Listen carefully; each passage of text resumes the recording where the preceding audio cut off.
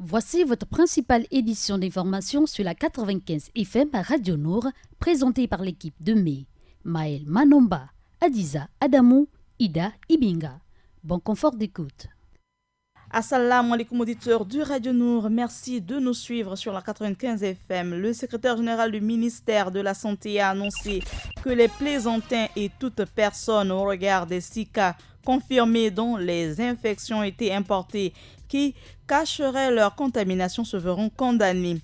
L'officier supérieur général d'armée à la retraite, Jean Torilongo, est décédé au Maroc où il se faisait soigner depuis quelques semaines.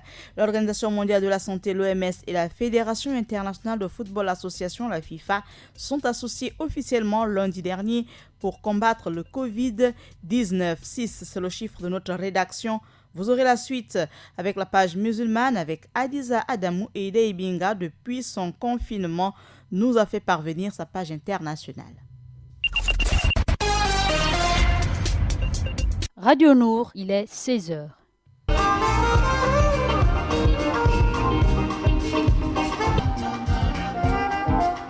Je ne suis pas musicien ni européen ni africain, je suis musicien d'origine africaine vivant en Europe. Mais il faut tenir compte de ça parce que beaucoup de gens fantasment sur la soi-disant musique africaine. Nous sommes des bâtisseurs de ponts. C'est une chance. Je me tâte le matin, je dis tiens, je suis encore en vie. Qu'est-ce que je veux faire aujourd'hui? Mon problème, c'est quel est mon programme? C'est pas hier c'était formidable, Bachel, la nostalgie. Il y a ça aussi. Mais de toute façon, c'est un ensemble de choses, c'est une addition de beaucoup de bonnes et mauvaises choses.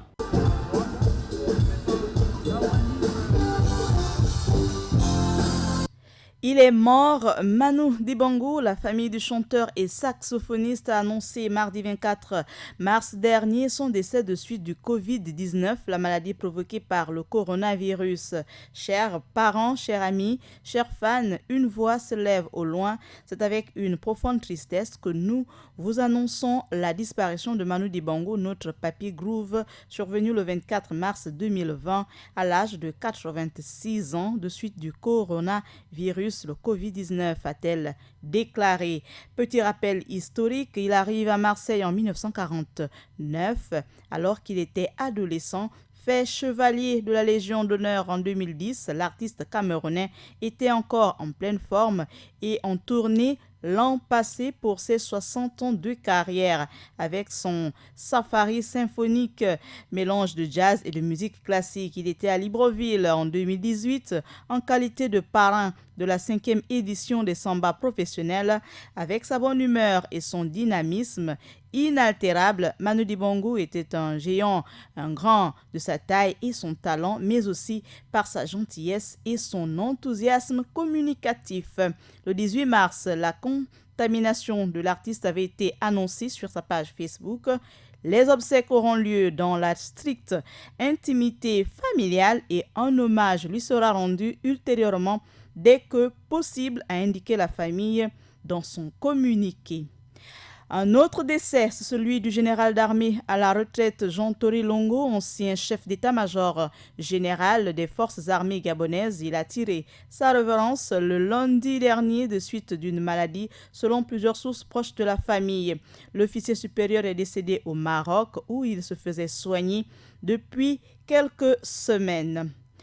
Le secrétaire général du ministère de la Santé, Guy Patrick Obiang-Dong, a annoncé lundi dernier dans un point de presse que les plaisantins et toute personne venant de l'étranger au regard des 6 cas confirmés dont les infections ont été importées qui cacheraient leur contamination se verront condamnés d'une peine de 5 ans de prison ferme et d'une amende allant de 5 à 20 millions de nos francs.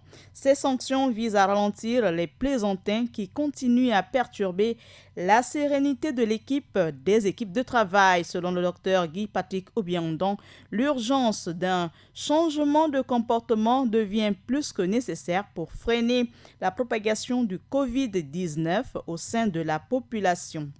6, c'est le chiffre de la rédaction. Le Gabon compte à ce jour 6 cas confirmés positifs au Covid-19. Avec Adiza Adamou, je vous propose de suivre la page musulmane. Assalamu alaikum Adiza. Walaikum salam Maël. Au sommaire de la page musulmane du jour, 3 titres font l'actualité. Au Soudan, les médecins restent inquiets face à la propagation du virus. Aux abords du lac Tchad, de violents combats ont éclaté ce 23 mars entre l'armée et Boko Haram. Le roi d'Arabie Saoudite vient d'instaurer un couvre-feu afin de limiter la propagation du virus dans le royaume. On démarre l'actualité du monde musulman au Soudan qui doit faire face au coronavirus. Le système de santé soudanais est très fragile et ne pourrait pas faire face à une propagation du virus. Les médecins s'inquiètent, ils trouvent que le gouvernement est encore trop lent et ils ne se sentent pas assez protégés. L'ONG Médecins sans frontières organise une formation axée sur la prévention afin d'aider le personnel soignant à faire face à la pandémie. Ils sont médecins, infirmiers ou secrétaires médicaux en première ligne dans les hôpitaux de Khartoum pour faire face au coronavirus. Depuis dimanche, à la demande du ministère de la Santé soudanais, ils suivent une formation mise en place par l'ONG Médecins sans frontières. Violent combat entre l'armée et Boko Haram à Bouma au bord du lac Tchad.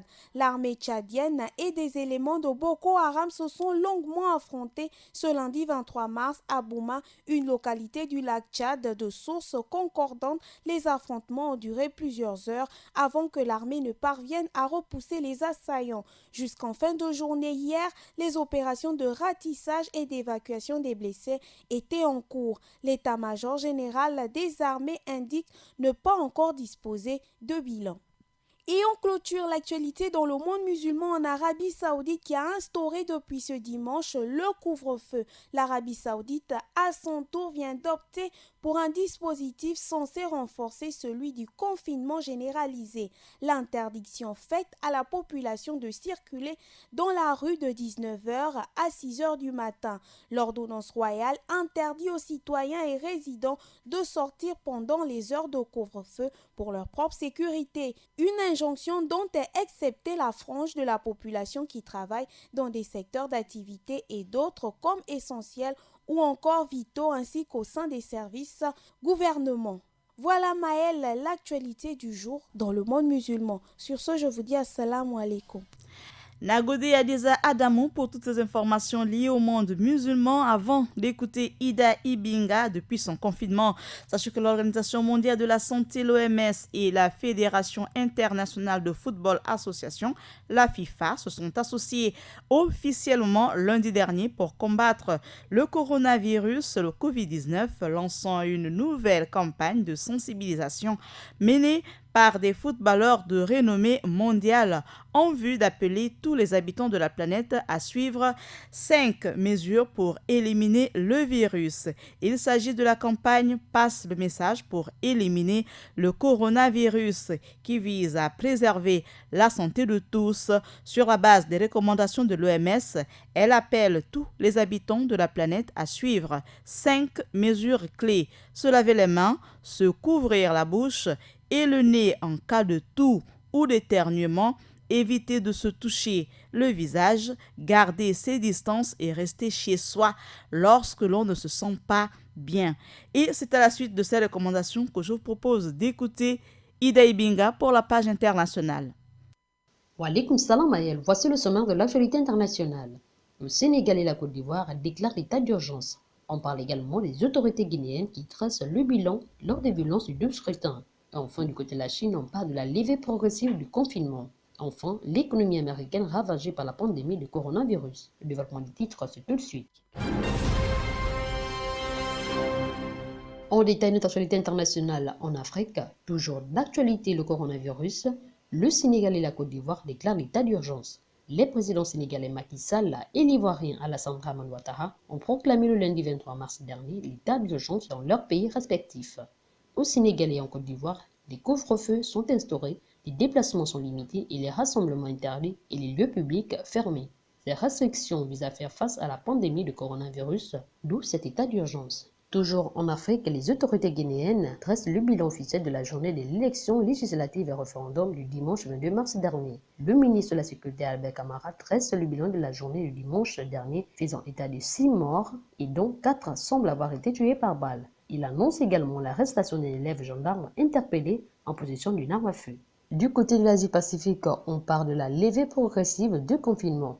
Les habitants de Hubei, l'épicentre de l'épidémie à coronavirus, pourront désormais se déplacer d'ici 2 semaines. Après la visite du numéro 1 chinois dans la ville de Wuhan, on note également la levée progressive du confinement. Rappelons qu'après plusieurs mois de confinement liés au coronavirus, la population chinoise pourra désormais vaquer à leurs occupations. On referme notre actualité internationale au pays de l'oncle Sam. L'économie américaine ravagée par la pandémie de coronavirus. L'administration de Trump a de nouveau échoué le lundi 23 mars dernier à se mettre d'accord avec les élus démocrates et républicains sur la pandémie de coronavirus, qui a des effets sur de nombreux secteurs dans le pays. Soulignons que les élus démocrates ont rejeté des mesures proposées par les républicains et la motion qui aurait permis un vote rapide sur le texte n'a recueilli que 49 voix sur les 60 nécessaires. Retenons que ce projet de loi vise à mobiliser près de 2000 milliards de dollars. Cependant, les démocrates ont déclaré qu'ils contenaient trop peu d'argent pour les hôpitaux et pas assez de restrictions sur les fonds destinés à aider les grandes entreprises. Merci Maël, merci vidéo auditeurs, c'est tout pour cette page internationale.